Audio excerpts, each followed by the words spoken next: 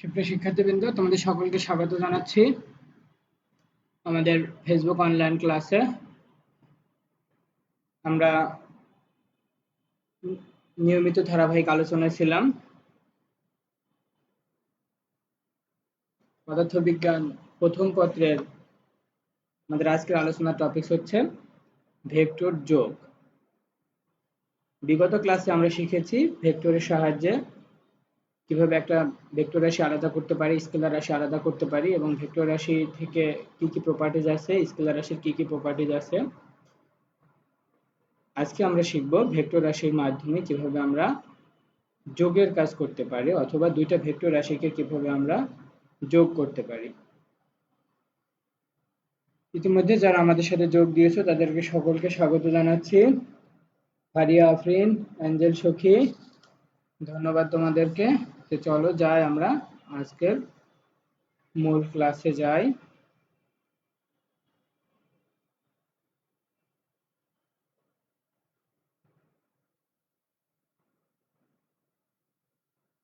তাহলে সবাইকে আমি ওয়েলকাম করছি আজকের এই ফেসবুক অনলাইন ক্লাসে।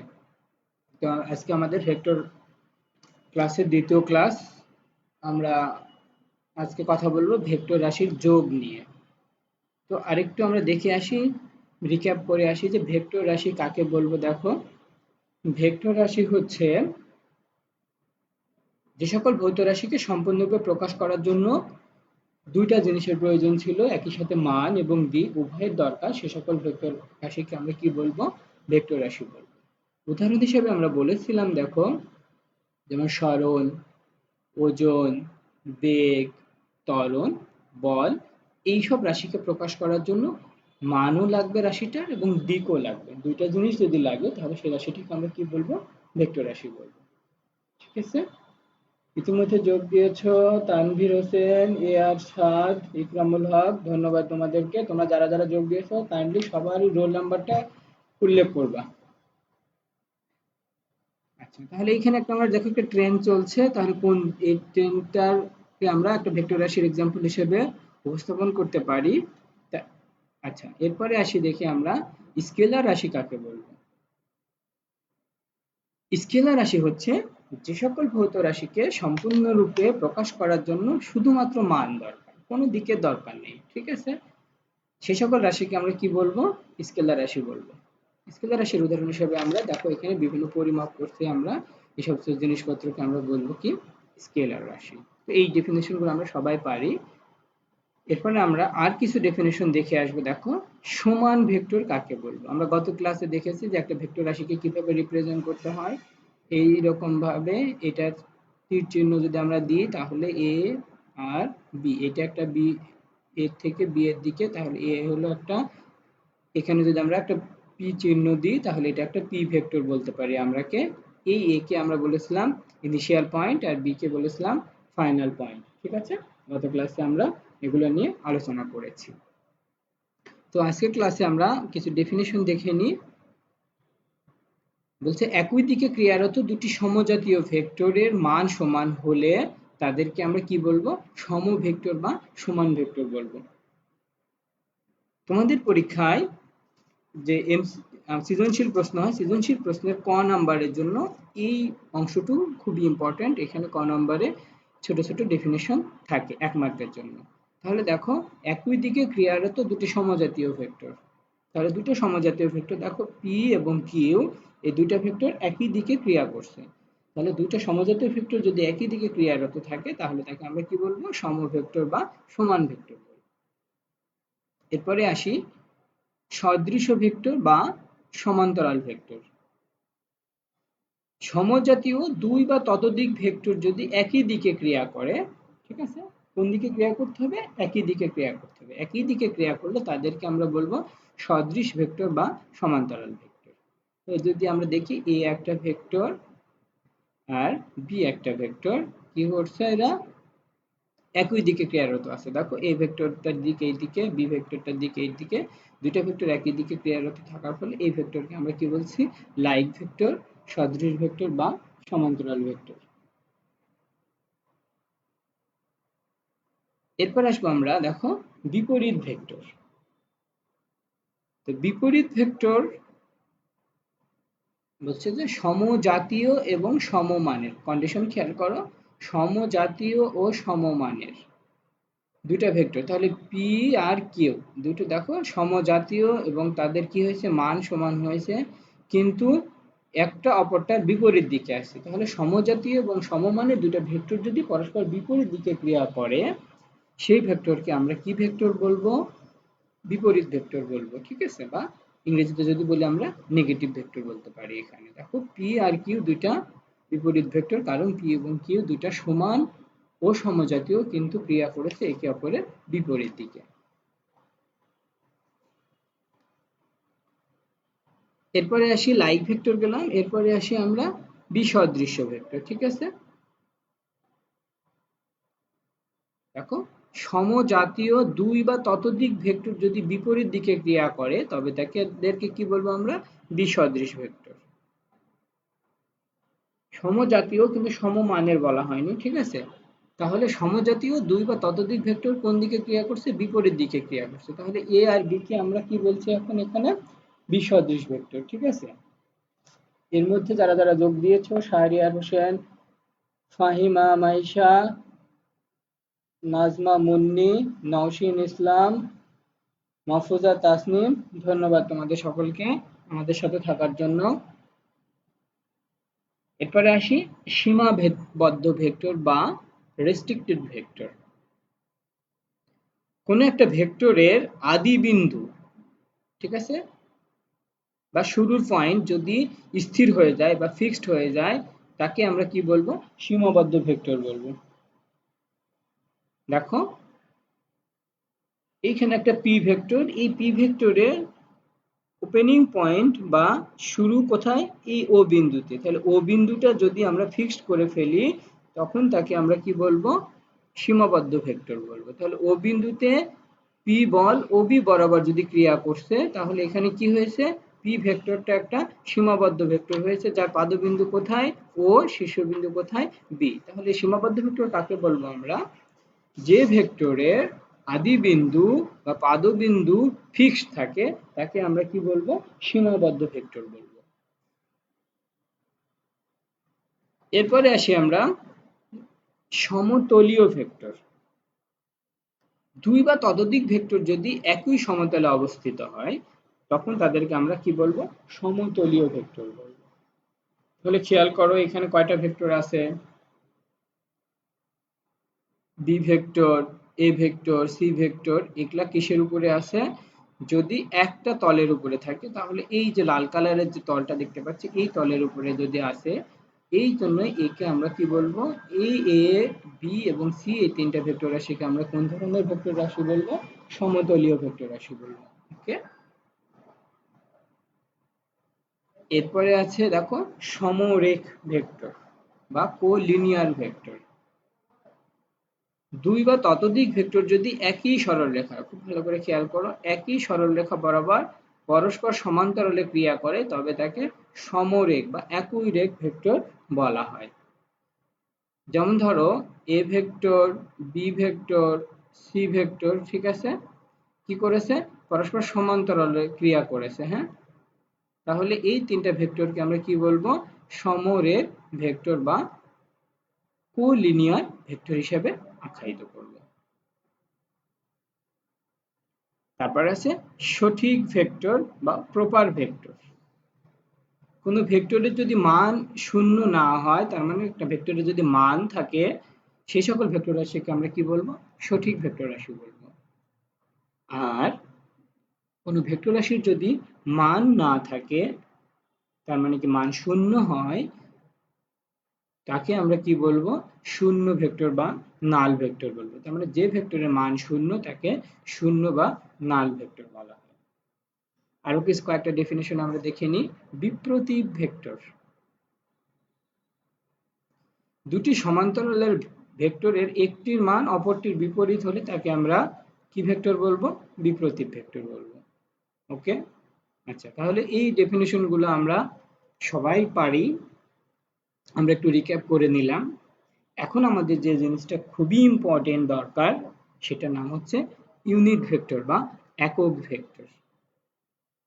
এটা খুবই খেয়াল করে আমাদেরকে দেখতে হবে যে একক ভেক্টর পড়ার সময় মান শূন্য এরকম কোনো ভেক্টর নেওয়া যাবে না। তাহলে যে ভেক্টরের মান 1 তাকে একক ভেক্টর বলে। এটা হলো জেনারেল ডেফিনিশন। একক ভেক্টর কাকে বলে বলবো আমরা, যে ভেক্টরের মান 1 তাকে আমরা কি বলছি, একক ভেক্টর বলছি। তো একক ভেক্টরটা আমরা কিভাবে পাবো? আচ্ছা, মান শূন্য নয় এমন ভেক্টরকে এর মান দ্বারা ভাগ করব। ভাগ করলে ওই রাশিটির দিকে একটি একক ভেক্টর পাওয়া যাবে। তো যদি এটা আমরা একটু ভালোভাবে বোঝার চেষ্টা করি, ধরো এই একটা ভেক্টর রাশি, তাহলে এই ভেক্টরকে আমি বললাম এ ভেক্টর। এই এ ভেক্টরকে যদি আমি কয়েকটা সমান ভাগে ভাগ করে ফেলি, ধরো এই 2 3 4 1 2 3 4, এই ধরো সমান ভাগে হলো 5টা ভাগ হয়েছে, ঠিক আছে। তাহলে এই এক একটা ভাগ হলো একক, এক একটা ভাগ হলো একক। তাহলে এখানে কয়টা ভেক্টর আছে? 5টা, 1 2 3 4 5। তাহলে আমি এ সমান কি বলতে পারবো?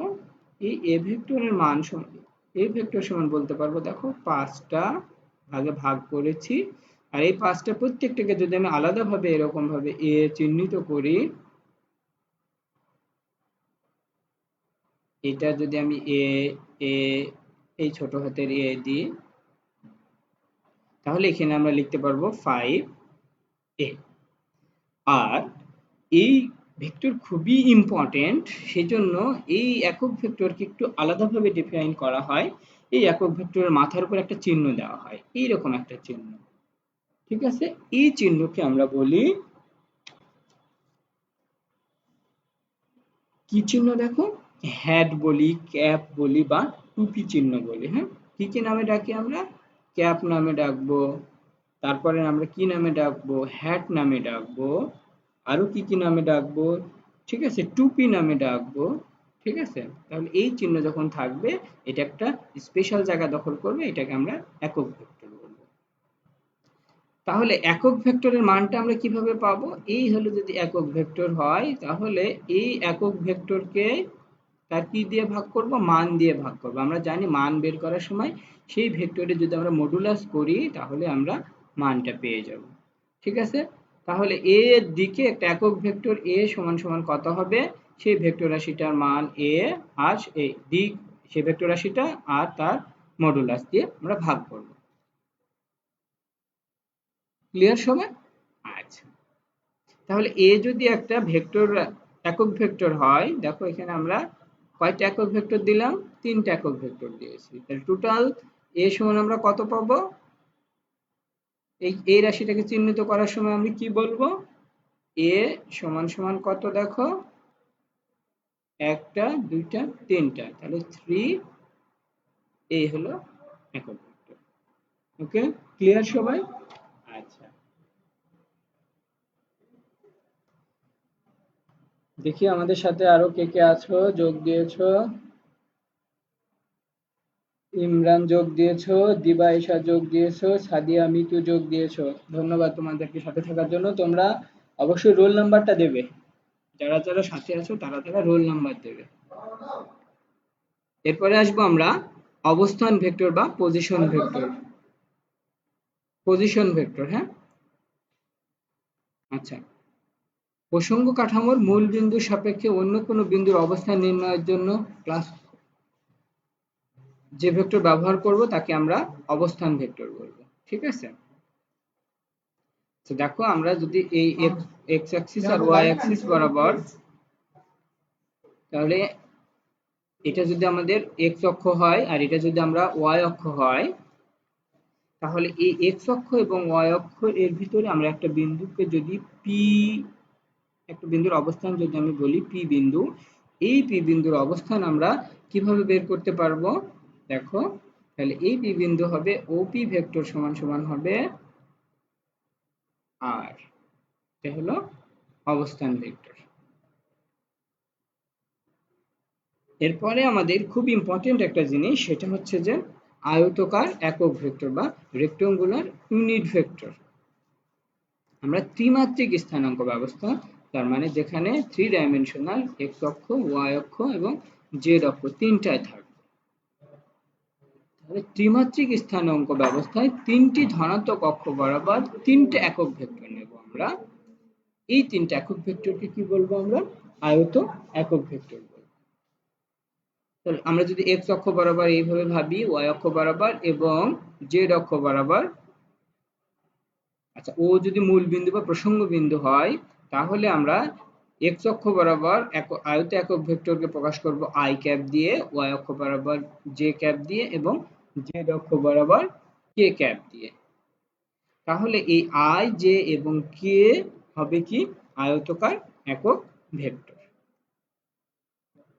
এরপরে আমাদের যে মূল টপিক সেটা ছিল ভেক্টর রাশির যোগ। তাহলে আমরা ভেক্টর রাশির যোগটা একটু দেখে আসি।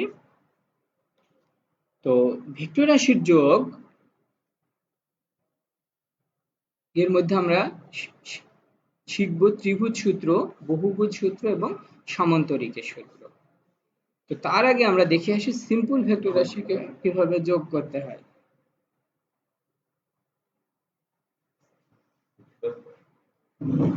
ক্লাস, অনলাইনে ক্লাস চলতেছে,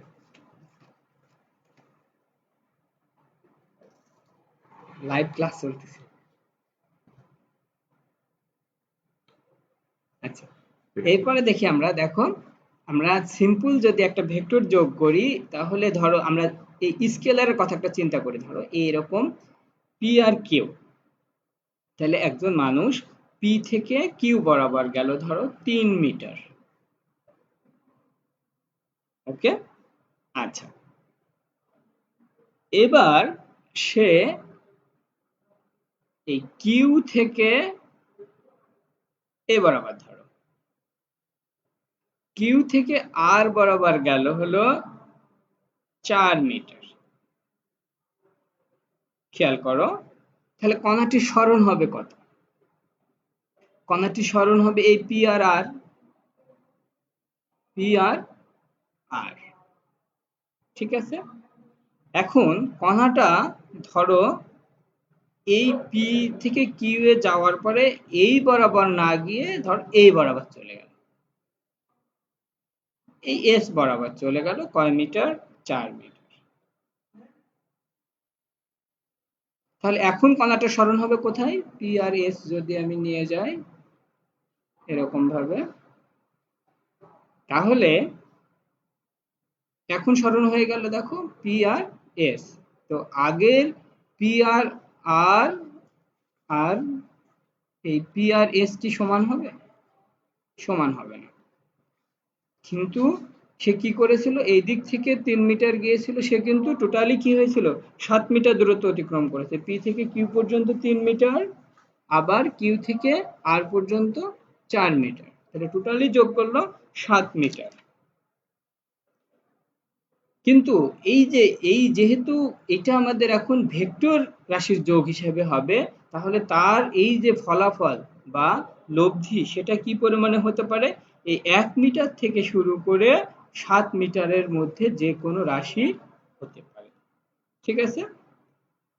তো সেটাই, তাহলে এখান থেকে আমরা কি বুঝবো যে ভেক্টর রাশির যোগ সাধারণ নিয়মে করা যাবে না। এখানে আমি লিখে দিতাম যদি 3 মিটার যোগ 4 মিটার সমান সমান কত মিটার হতো? 7 মিটার। সেটা কিন্তু এখন আর আমরা বলতে পারছি না। এখন আমরা কিভাবে করব? তাহলে ভেক্টরের কিছু নিয়ম আছে, যোগের বীজগণিতের কিছু নিয়ম আছে, সেই ভেক্টরের নিয়ম অনুযায়ী করতে হবে। তাহলে একটা ডিফারেন্স আমরা তৈরি করতে পারলাম, সেটা হচ্ছে যে সাধারণ যোগের নিয়মে ভেক্টরের যোগটা হবে না, ভেক্টরের যোগটা হবে কিসের নিয়মে? ভেক্টর বীজগণিতের নিয়মে, ঠিক আছে। এখন আমরা সেই নিয়মটাই একটু শিখে আসব। তো যদি আমরা এখানে একটু শিখি, ধরো ত্রিভুজ সূত্র দিয়ে শেখার চেষ্টা করি যে দুটি ভেক্টরকে একটি ভেক্টরে দুটি সন্নিহিত বাহু দ্বারা, বা এভাবে যদি আমরা বলি, ধরো দুইটা ভেক্টর, এই একটা ভেক্টর ও পি, ঠিক আছে। আচ্ছা, এ ভেক্টর আমরা প্রকাশ করলাম এ ভেক্টর দিয়ে। আচ্ছা, এখন দুইটা ভেক্টর যদি আমরা যোগ করি তাহলে কি করব? দুইটা ভেক্টর যোগের জন্য আমরা প্রথম ভেক্টরের শীর্ষবিন্দুতে আর একটা ভেক্টরের পাদবিন্দু রাখবো। তাহলে এটা হলো প্রথম ভেক্টরের পাদবিন্দু আর এটা ছিল শীর্ষবিন্দু। আর এইটা হলো, আমি যদি কালারটা চেঞ্জ করি, এই কালারটা চেঞ্জ করে আমি যদি অন্য একটা কালার দিই,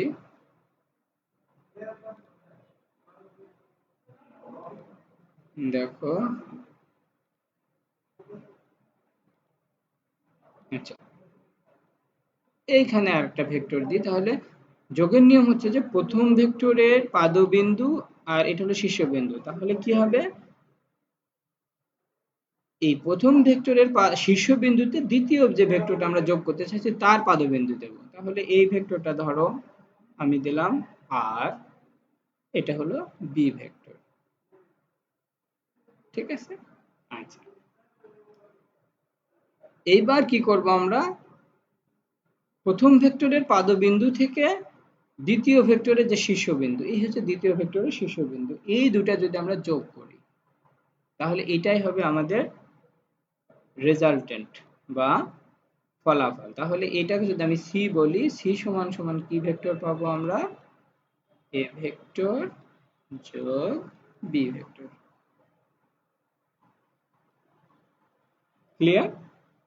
আচ্ছা, ঠিক এখান থেকে আমরা কি করতে পারি, ত্রিভুজ সূত্রে আসতে পারি।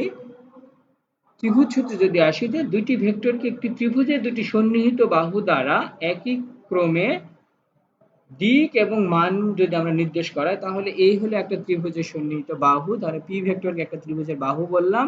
ঠিক এই ভেক্টরটার কি, এটা হলো প্রান্তবিন্দু আর এটা হলো শীর্ষবিন্দু। তাহলে এই শীর্ষবিন্দুতে আর একটা ভেক্টরের পাদবিন্দু আমরা যদি রাখি, তো সেই ভেক্টরটাকে যদি আমরা কিউ ভেক্টর বলি, আর আমরা এভাবে যদি এ বি সি হিসেবে চিহ্নিত করি, তাহলে আমাদের কি হবে, ত্রিভুজ সূত্র অনুযায়ী ত্রিভুজের তৃতীয় বাহু কি করবে, দেখো, বিপরীত ক্রমে ও দিকে এই ভেক্টর দুটার যোগফল বা লব্ধি নির্দেশ করবে। তাহলে এইটা হবে, দেখো, তাহলে এখানে আমরা কোণ পাবো আর সমান সমান কত পাবো, পি প্লাস কিউ। তাহলে এখানে আসি আমরা, এসি সমান সমান কত হলো,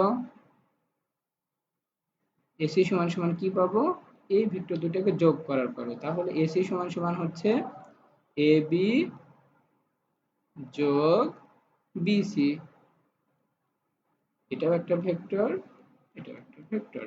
তাহলে এ বি ভেক্টরের মান কত, পি যোগ কিউ। আচ্ছা, তাহলে মান পেলাম। তাহলে এবি ভেক্টরের এইটা এসি কে যদি আমরা রেজাল্ট্যান্ট বা আর দিয়ে চিহ্নিত করি, তাহলে আর সমান সমান কত পেলাম আমি, পি ভেক্টর যোগ কিউ ভেক্টর। এখন দেখো, তাহলে দিক কোন দিকে হবে, দিকটা দেখো, যে ভেক্টর থেকে শুরু হয়েছিল পাদবিন্দু থেকে প্রথম ভেক্টরে আর দ্বিতীয় ভেক্টরের শীর্ষবিন্দু পর্যন্ত, তাহলে দিক হবে প্রথম ভেক্টরের পাদবিন্দু থেকে দ্বিতীয় ভেক্টরের শীর্ষবিন্দুর দিক পর্যন্ত। ক্লিয়ার সবাই? আচ্ছা, এরপর আমরা একটু সামনে যাই। এই যে আমরা ভেক্টরের যোগ শিখলাম, এই যোগ কয়েকটি সূত্র মেনে চলে। সেই সূত্রের প্রথম সূত্র আমরা দেখব, সেটা হচ্ছে কিউমুলেটিভ ল বা বিনিময় সূত্র। বিনিময় সূত্র কি বলছে দেখো, A vector plus B vector সমান সমান B vector plus A vector. তো এটা আমরা একটু প্রমাণ করার জন্য যাই কিনা দেখি, আমরা দুটো ভেক্টর নিই, এ আর বি। এ হলো এ ভেক্টর, ও আর পি বরাবর, ঠিক আছে। আচ্ছা, তার মানে পাদবিন্দু ও শীর্ষবিন্দু হচ্ছে পি। আরেকটা ভেক্টর যদি আমি নিই, সেটা হচ্ছে ও আর, একে বি ভেক্টর দ্বারা যদি চিহ্নিত করি, আর দুইটা ভেক্টর কোথায় ক্রিয়া করেছে, ও বিন্দুতে ক্রিয়া করেছে। এখন যদি আমরা এই দুইটা ভেক্টর দিয়ে একটা সামান্তরিক পূর্ণ করি, তাহলে দেখো এইরকম ভাবে একটা সামান্তরিক তৈরি করা যায়। সেই সামান্তরিকের কি হচ্ছে, এইটা এবং এইটা সমান এবং সমান্তরাল, এই বাহু এবং এই বাহু সমান এবং সমান্তরাল। তাহলে আমরা এটাকেও বি ভেক্টর বলতে পারি, এটাকেও এ ভেক্টর বলতে পারি। এবার ত্রিভুজ সূত্র অনুযায়ী আমরা কি পাবো, দেখো,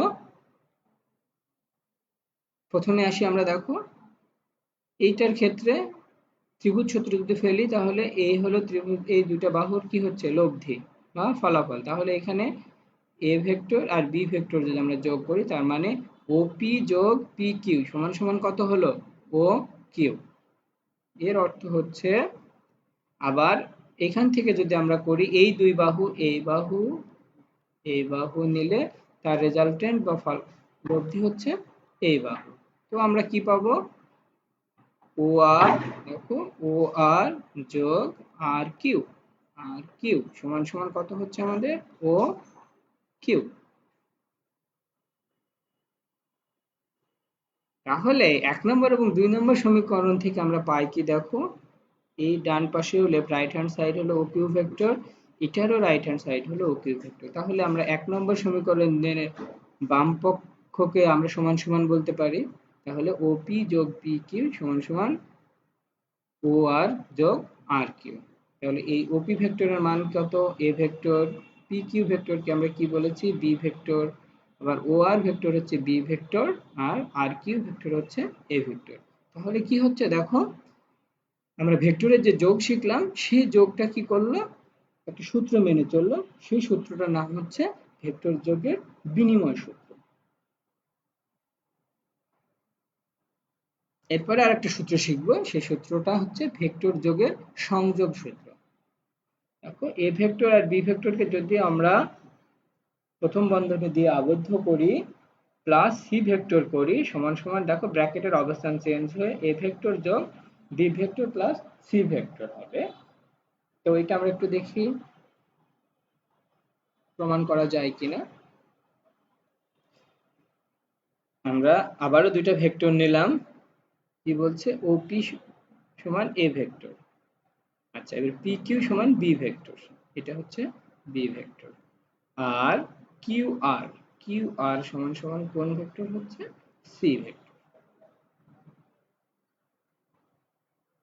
তাহলে এই দুইটা জায়গায় আমরা যদি ত্রিভুজ সূত্র ফেলি ভেক্টর যোগের, তাহলে ও সি, ও কিউ সমান সমান আমরা কত পাবো? এ প্লাস বি ভেক্টর পাবো।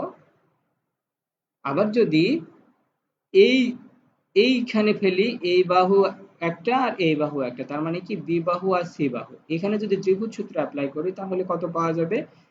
পি আর সমান সমান কত হবে? বি ভেক্টর যোগ সি ভেক্টর। তাহলে এখানে খেয়াল করে দেখো, কালারটা চেঞ্জ করে নিয়ে, হ্যাঁ, ওপি ভেক্টর যোগ পি কিউ ভেক্টর, তাহলে কি হলো?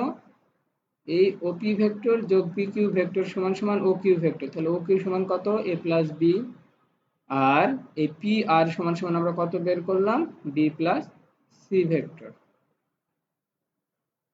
এখন দেখো, ও কিউ ও কিউ যোগ এই একটা বাহু, দেখো কিউ আর, আর এই একটা বাহু, তাহলে এই দুইটা বাহুতে যদি আমরা ত্রিভুজ সূত্র ফেলি, তাহলে সেটার ফলাফল হবে ও আর।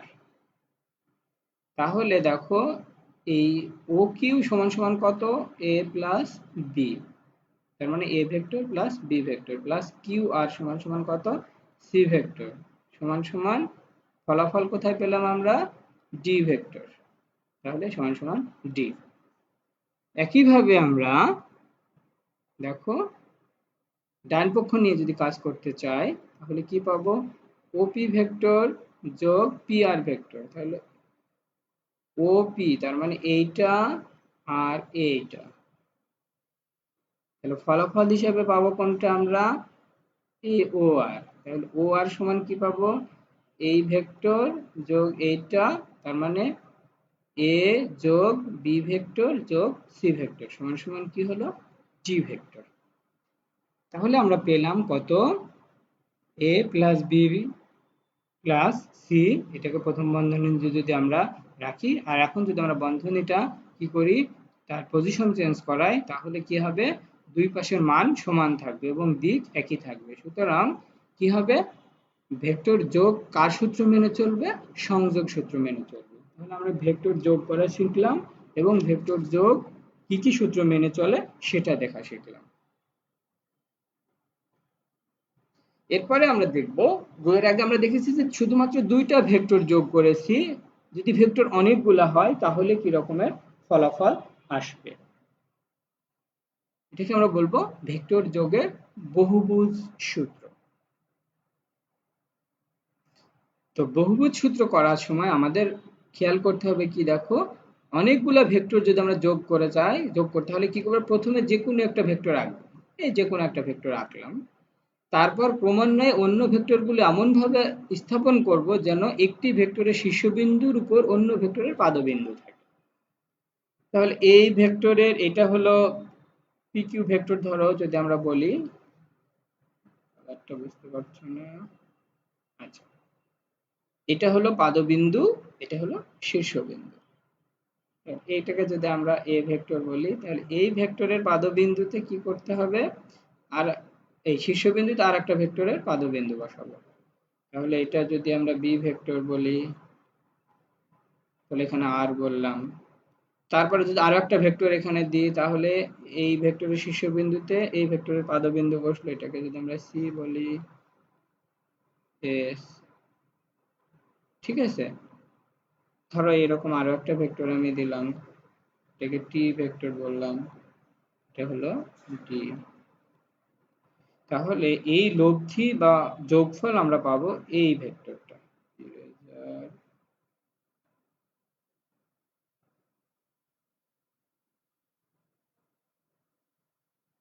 এই ভেক্টরটা হবে লব্ধি ভেক্টর।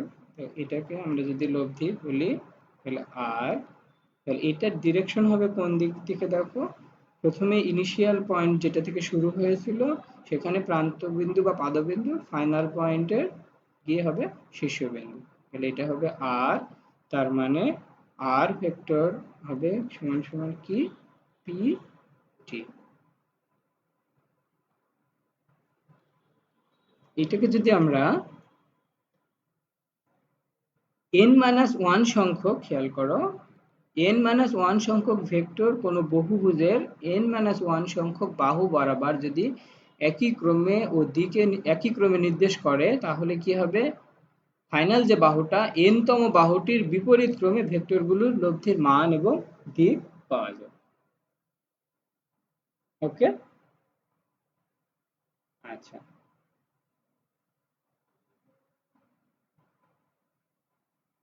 এরপরে আসি আমরা, তাহলে যদি দেখি আমরা, তাহলে কি হচ্ছে, এ হচ্ছে একটা এ ভেক্টর, তার মানে এই কি বলেছি দেখো, একটা ভেক্টর এঁকে নিলাম, তারপরে ক্রমান্বয়ে অন্যান্য ভেক্টরগুলো আঁকবো, একটা ভেক্টরের শীর্ষবিন্দুতে আর এক ভেক্টরের পাদবিন্দু, তাহলে এ ভেক্টরের শীর্ষবিন্দুতে বি ভেক্টরের পাদবিন্দু বসেছে, আবার বি ভেক্টরের শীর্ষবিন্দুতে এখানে যদি আমরা ভেক্টরটাকে সি ভেক্টরের পাদবিন্দু বসেছে।